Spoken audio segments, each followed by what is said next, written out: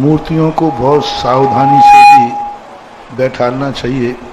नाना प्रकार की मूर्तियाँ, अभी एक मूर्ति की जांच कराई गई, चाइना से बन के आई वो, तो उनको जांच कराई गई तो अंदर लोहा निकला, अंदर पीतल निकला, अब ये पोली निकली, पूरी पोली है, 3 परतें लगा दी और अंदर पोली हो। बाहर से बहुत अच्छी मूर्ति दिख रही और बहुत बड़ी मूर्ति वहाँ पर, और 20 टन की मूर्ति लगभग है।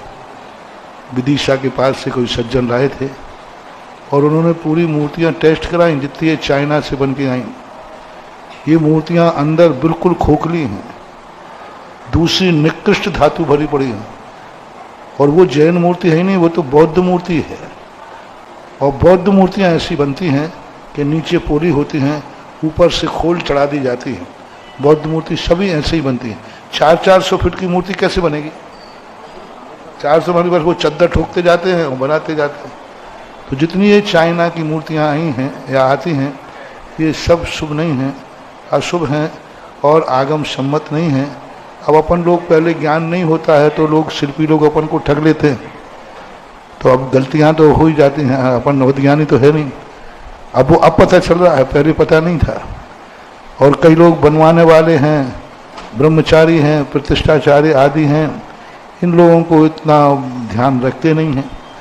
उनको सब ध्यान रखना चाहिए। प्रतिष्ठा पाठ में यहाँ तक लिखा है कि मूर्ति बनने के पहले जो मटेरियल है, उस मटेरियल की जांच प्रतिष्ठाचारी को करना चाहिए। पाषाण के अंदर उन्होंने दिया कि ऐसे पाषाण जिनके अंदर मेंढक हो। एक पाषाण के ऊपर एक लेप आता है, लेप लगा दे तो पता चल जाएगा इस पत्थर के अंदर मेंढक है। हाँ, मेंढक है, पानी है। तो ये सब जांच करने के लिए कहा, शिला पूजन बोलते हैं। अब आज वो तो सब होते नहीं हैं, शिल्पी जैसी बना देता है वैसी बन जाती, और इतना नुकसान, फिर बाद में वो नुकसान होता है। अब ऐसी जो मूर्तियाँ अभी विदिशा वालों ने जो चेक कराया जांच में, मेरी भी आत्मा काम, इतनी बड़ी प्रतिमा, लाखों करोड़ों रुपए की प्रतिमाएं बन गई, बनती गई लाखों करोड़ों की, सबकी आंख में धूल झोंकते रहे बनवाने वाले, और वो बनाते गए, अपन बैठालते गए, लेकिन बहुत बड़े दुष्परिणाम निकल रहे हैं। बहुत साल पहले की घटना है, लगभग होगी 85-86 की घटना। एक मूर्ति में ढालते समय उसने लोहे के गाटर बिछा दिए टुकड़े करके भट्टी में। 11 फीट की, 10.5 फुट की लगभग प्रतिमा थी, और पूरा बक्सा बनाया, सिल्लियाँ जमाई जाती हैं, और उन्होंने गाटर जमा दिए बीच में। अब वो मूर्ति जब बन के आई, भाग्य से वो मूर्ति देखने का मौका मुझे मिला। अब मेरी दृष्टि थोड़ी बारीक है, तो एक यहाँ पर एक दाग था काला, तो मैंने कहा ये दाग ठीक नहीं रहेगा, इसको निकालो। तो उसका जितना घिसते जाए वो दाग और बढ़ता जाए। तो मैंने कहा दाग घटना चाहिए, बढ़ क्यों रहा है? बढ़ता गया, वो मतलब 1 सेंटीमीटर से कम था, बढ़ते बढ़ते 1 इंच हो गया। मैंने कहा ये तो बढ़ रहा है, चेक कराओ। जब मूर्ति खुलवाई, कोर्ट केस हुआ और उसमें लोहे के गाटर निकले, सीधे लोहे के गाटर, जो गाटर होते ना, टुकड़े टुकड़े करके रख दिए।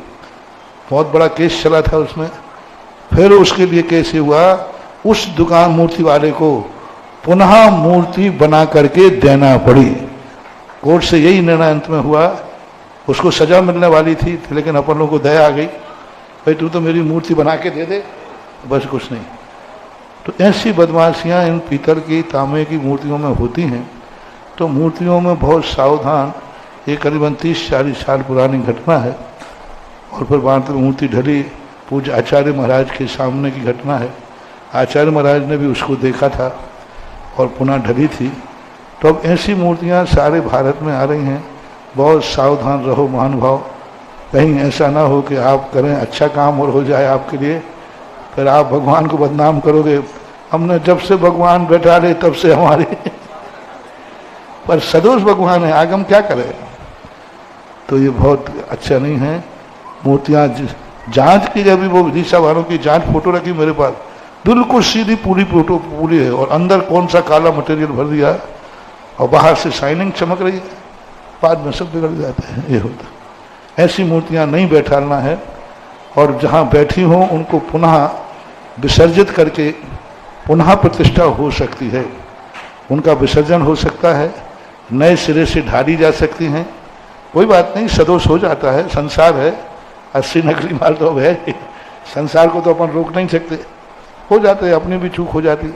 इसका एक ही तरीका है कि उन मूर्तियों को यथायोग प्रतिष्ठित हो गई हों तो यथायोग प्रतिष्ठाचार्य बैठकर उसका विसर्जन करें और पुनः उनको ढलवा करके निर्दोष प्रतिमाओं को उसी रूप में स्थापित किया जाए, प्राचीन रूप में। और नई मूर्तियां तो जो प्रतिष्ठा नहीं हो तो उन लोगों को से तो कहना है कि इन मूर्तियों को कदापि नहीं, चाहे भली करोड़ों का नुकसान हो गया हो तो हो जाने दो, लेकिन गलत मूर्ति, अभी तो करोड़ ही गए हैं और बैठने के बाद तो पता नहीं कितना नुकसान हो जाएगा, इसलिए करोड़ों का नुकसान हो गया तो हो जाने दो, लेकिन ऐसी मूर्तियां जिनकी जांच हो रही है, जांच करवा करके निर्दोष बैठा लो। हमारे यहाँ सबका आगम प्रमाण लिखा है, नाप लिखा है, सब लिखा है। इसलिए अर्ध पद्मासन का नाप मुझे देखने में नहीं आया तो मैं तो इसके संबंध में नहीं बोलूँगा, लेकिन साक्षात भगवान ध्यान जरूर सिद्धा